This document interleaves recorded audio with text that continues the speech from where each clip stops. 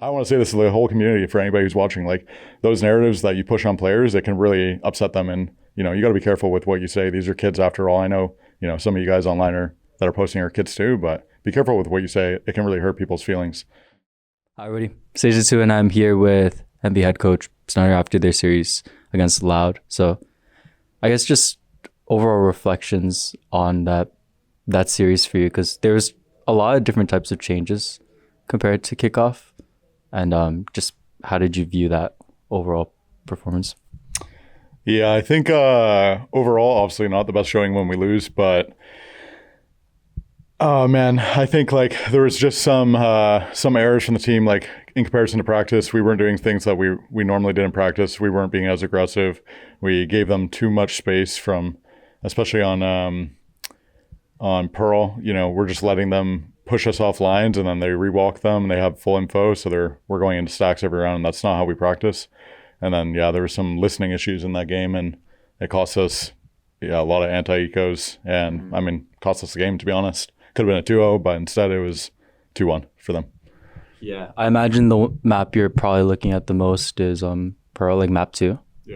Yeah, on oh man. Yeah, there was no we basically just didn't listen. If we listened and we did what we did in practice, we would have easily cleaned that up to 2-0. But at the end of the day, we didn't. So can you elaborate on the listen a bit more? Is it more so just players just shouting over one another compared to practice where there's a bit more of a systematic structure with the communication? Yeah, the comms were super insanely clear. We did an amazing job at comms, but yeah, we just didn't listen to the call. And then because we didn't listen to the call, we left a gap, and then they exploited that and they won the round because of it. So, it's just that simple, to be honest. Yeah. No, sometimes it really is just some simple fixes, and then you can bounce back from it. Something I wanted to ask about was just how you, as a coach, dealt with the Yoru nerfs and everything, because today, we did see something a bit different. So when you found out what the patch was, it's kind of broken up in 2 patches almost. Yeah. We found out the Yoru, and then we found out. How was that for you, man? I think, we knew the Yoru nerf was coming. It was pretty obvious. It was the character has been broken for a long time, for a year and a half now. It's been defined a generation, honestly. Yeah, like an entire year. So it was expected. It was just when is it going to come? How bad is it going to be? And then we saw the nerfs, and I was like, okay, this is the worst nerf I've ever seen to a character. Worse than chamber nerfs, worse than prime master nerfs. It pretty much destroyed the character. And I usually in the past, players really, really overreact. They're like, oh, it's the worst nerf ever. And I've experienced so many players, they're just like, oh, the character's dead. Yeah. But this is the first time where I thought clear-minded. I'm like, oh, the character's actually dead for the first time. And I've seen it in the past with Astro Chamber. Even with Sentinels going into this year, we had people who didn't want to play Sentinel because of that. And I was like, I don't know. I think it's still pretty good. And so. Yeah, I remember because I was in Santiago when that happened, and I was like, oh, wow. And then my immediate thought was just, one, I don't think you guys were the only team that I could see trying to run it. When those nerfs did happen in practice, did you guys try to test it out, or you just immediately knew we're going to have to pivot? I think I basically went into a server and I just tested a ton of stuff. I talked to Exeter and I was like, okay, this is what it's good at. And I think Yoru is still insane on attack. The attack doesn't really change. You just lose a flash, which can be a big deal. Mm-hmm. But you can work around that for sure. But man, even them, they give one flash and then they nerf the flash timer. That makes no sense either. That's pretty insane. But yeah, there was definitely some testing, some ideas, and then just the results are not showing practice, so we can't continue to run it. And we figured it out pretty early on, and then we got a lot of reps with Egg on smokes on different characters, and we look great in practice. We just, sometimes when you got to transition it to stage, it's harder, That's what I've been seeing on social media is that this team is, I don't know how they get a hold of it. Yeah. They just go to someone's stream and that person's scrolling their friends list and they screenshot it. So yeah, I know for ours who's scrolling to see, and they're probably just trying to look for friends, but yeah, that person's pretty good. He's just sitting there. He must be sitting there all day, to be honest. It's actually really impressive, honestly. Yeah. But I mean, it looked impressive from the screenshots I saw. Yeah, I mean, we were doing good. But I mean, like I said, it's a different beast on a match day, and you gotta show it. I think we lacked what we practiced. So I mean, all you can do is go back and figure out why we were making mistakes. So that's it. Yeah.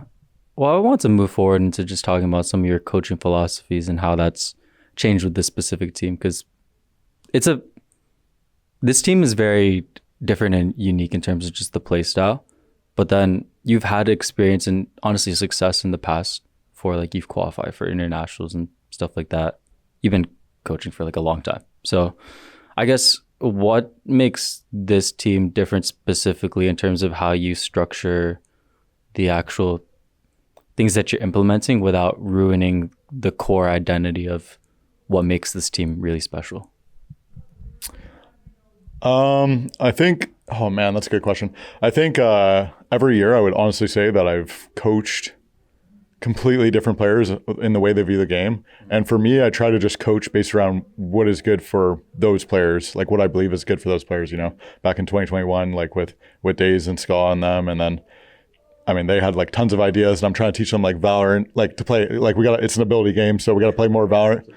Yeah, that was a throwback. And like Tim and Curry, insane roster, but just short of qualifying. I think we were like really focusing on playing Valorant. They were teaching me like, TAC FPS fundamentals, and I'm like, okay, here's some ideas for Valorant, here's stuff we can do. And then, the next year was Steel, and we're just changing stuff around. I just try and change it based around my players pretty much. But yeah, I mean, it's a new roster this year. They have their own thoughts, and we just try and structure ideas together. It's got to be 6 ideas together, and then I just pick the vision that we have to pick.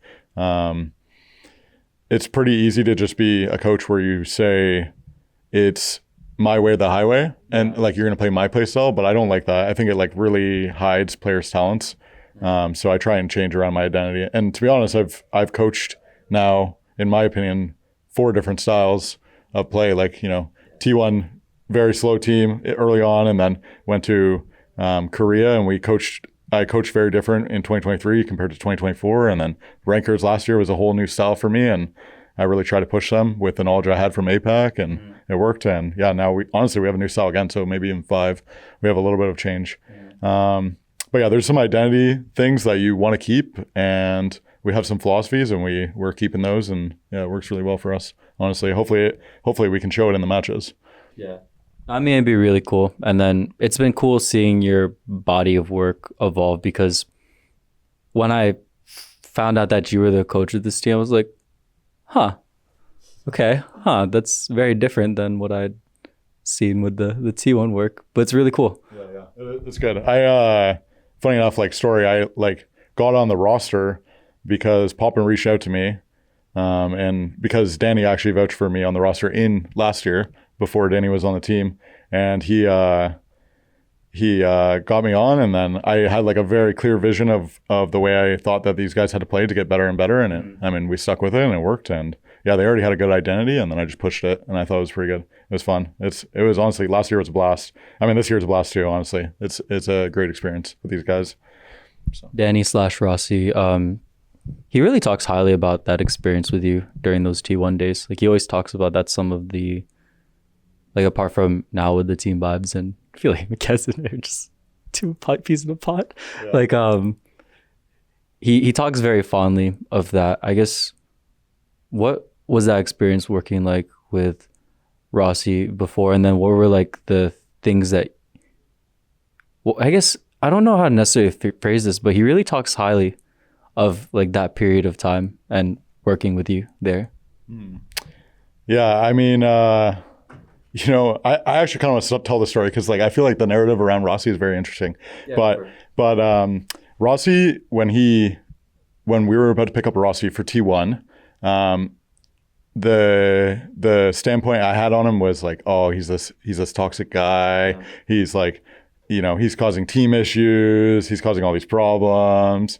And then I get him on T1, and he shows up, and he just he's not what I expected. He's just a normal guy. He just wants to grind really hard, work really hard, and he puts in insane amounts of effort. He never caused team issues on T1. He hasn't caused team issues here.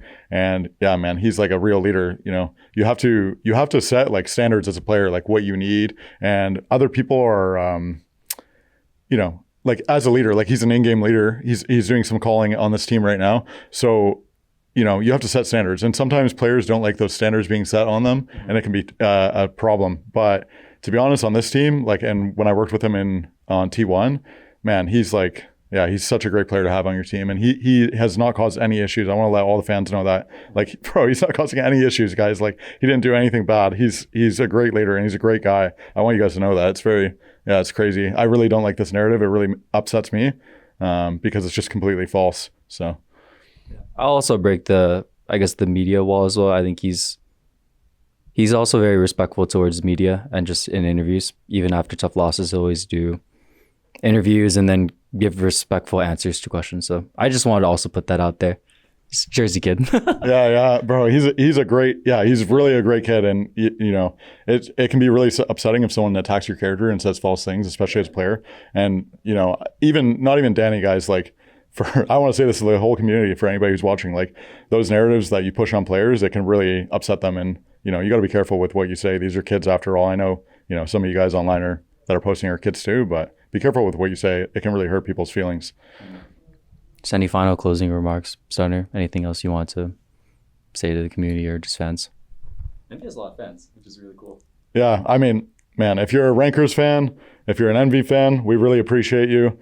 Just please trust us. I hope you continue to be fans of us. We're really trying to put in the work here and transition to Tier 1. We got a lot of new fans from, Demon 1 and Kesnet. And I hope you guys you trust us to be able to get to the big stage and then hopefully show well. Awesome. Thank you so much for your time. Appreciate it.